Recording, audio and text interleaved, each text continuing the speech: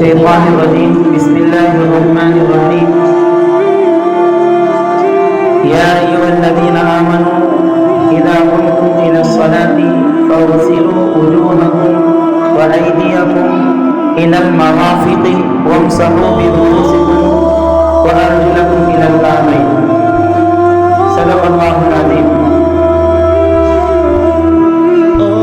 معزز طلبہ کرام، اللہ تعالیٰ کا فضل ہے کہ اللہ تعالیٰ نے ہم کو ایک ایسا مذہب عطا کیا، اسلام عطا کیا، ایسا مذہب کہ جس نے ہم کو پاکی، صفائی، ستھرائی تمام باتیں ہم کو بتا دی. جس طرح صفائی، ستھرائی اور طہارت اسلام نے ہم کو بتایا، کسی اور مذہب میں اتنا صفائی اور ستھرائی کے بارے میں کوئی مذہب نہیں بتایا. آقا نامدار محمد صلی اللہ علیہ وسلم نے فرمایا الطہور شطر الایمان. کیا فرمایا؟ الطہور شطر الایمان، کہ پاکی آدھا ایمان ہے. پاکی آدھا ایمان ہے. صاف ستھرا رہنا، اپنے آپ کو پاک صاف رکھنا، یہ ایمان میں سے ہے. اس کو آدھا ایمان کہا گیا. اب پاکی، صفائی، ستھرائی کیا ہے؟ ظاہری طور پر بھی پاکی صفائی اور باطنی طور پر بھی پاکی صفائی. تو ہم پہلے سب سے دیکھیں گے ظاہری پاکی کیا ہے. جیسے اپنے بدن کا پاک ہونا. روزانہ آپ کو صبح غسل کرنا چاہیے. روزانہ آپ کو کیا کرنا چاہیے؟ غسل کرنا چاہیے. کتنی عجیب اچھی بات ہے کہ جو انسان روزانہ اپنے آپ کو پاک صاف رکھتا ہے، غسل کرتا ہے، وضو اچھی طرح کرتا ہے، تو انسان صحت مند رہتا ہے، بیمار نہیں ہوگا. کیا ہوگا؟ وہ صحت مند رہے گا. کیسے صحت مند رہے گا؟ اگر آپ روزانہ غسل کریں گے تو آپ کے بدن کے اوپر جو میل رہے گا وہ میل نکل جائے گا. اگر آپ غسل نہیں کریں گے تو آپ کے بدن کے اوپر وہ میل ویسے ہی رہے گا. اگر بدن کے اوپر میل ویسے ہی رہا تو پھر آپ کے بدن کیا ہونا ہے؟ آپ کے بدن، آپ کی صحت خراب ہو جائے گی. آپ کی صحت کیا ہو جائے گی؟ خراب ہو جائے گی. تو سب سے پہلے روزانہ غسل کرنا چاہیے. اس کے بعد 5 وقت نماز ہے. نماز سے پہلے اچھی طرح وضو کر لے. اچھی طرح کیا کرے؟ وضو کر لے. وضو جس طرح آپ صلی اللہ علیہ وسلم نے فرمایا، آپ کو یہاں پر سکھایا گیا، اس طرح اچھی طرح وضو کرے. اپنے ہاتھ کو، منہ کو مل کر دھوئے. صرف ایسا نہیں ہے کہ پانی ڈال دیا اور نکل کر آ جائے. اپنے ہاتھوں کو، چہرے کو مل کر دھونا ہے، رگڑ کر دھونا ہے. اس سے کیا ہوگا؟ ہمارے بدن پر جو بھی میل ہوگا وہ نکل جائے گا. کیا ہوگا؟ میل نکل جائے گا. اسی طرح کچھ بچے ہوتے ہیں طہارت کے لیے جاتے ہیں. کہاں جاتے ہیں؟ طہارت کے لیے. اور اس طرح طہارت کرتے ہیں کھڑے ہو کر، یا اس طرح طہارت کرتے ہیں کہ وہ پیشاب اندر نہیں جاتا بلکہ فرشی کے اوپر ہی پڑا رہتا ہے.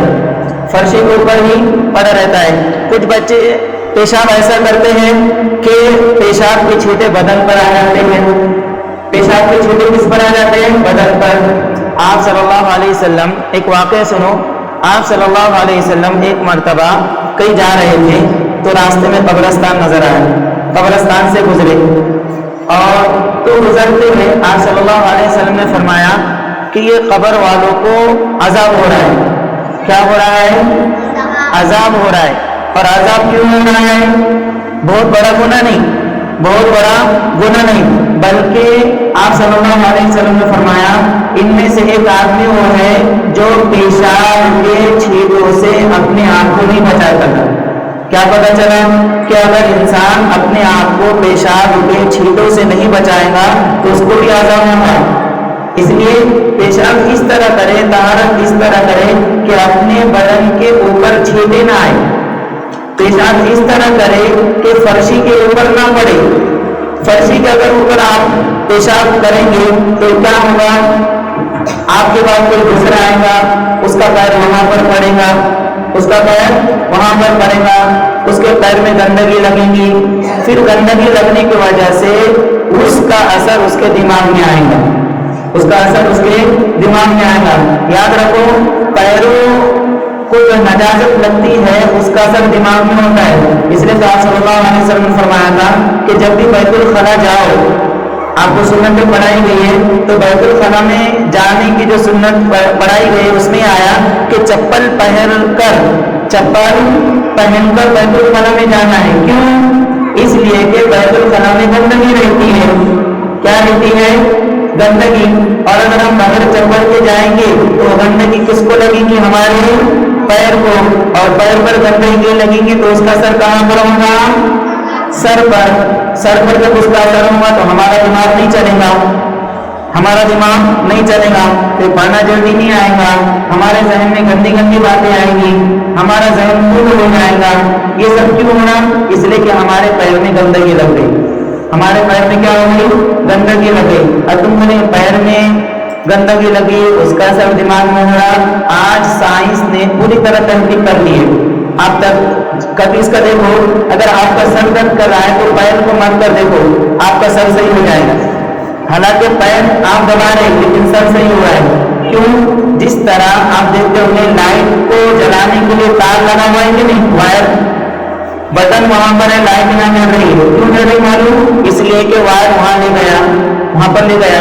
तो दिमाग की जो नस है यहाँ पैर से मिली हुई है।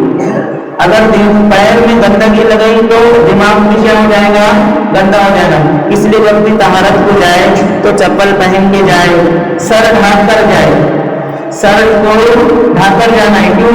इसलिए कि अगर सर पर कोई चीज नहीं रखे, बगैर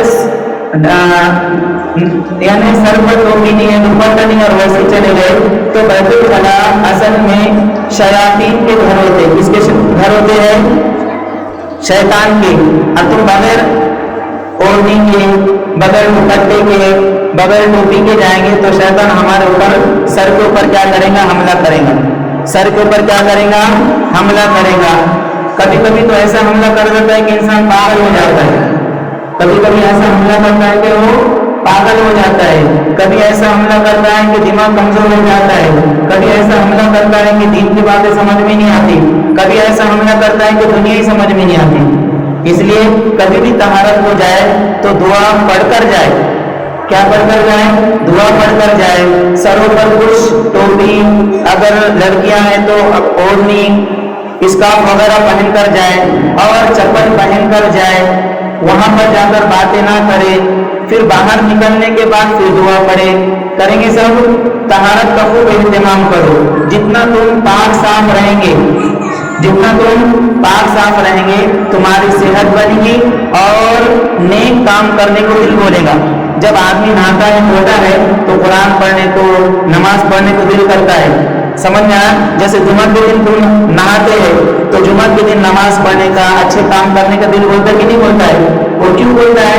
इसलिए कि आपने गुस्ल किया, नहाए, इसलिए दिल होता है। तो हमेशा अपने आप को पाक साफ रखो, गंदगी से दूर रखो, नाखूनों को तराशो, हर जुम्मा नाखूनों को तराशो, बाल सही रखो, बाल छोटे बड़े ना रखो, एक तरह से रखो। और जहां तक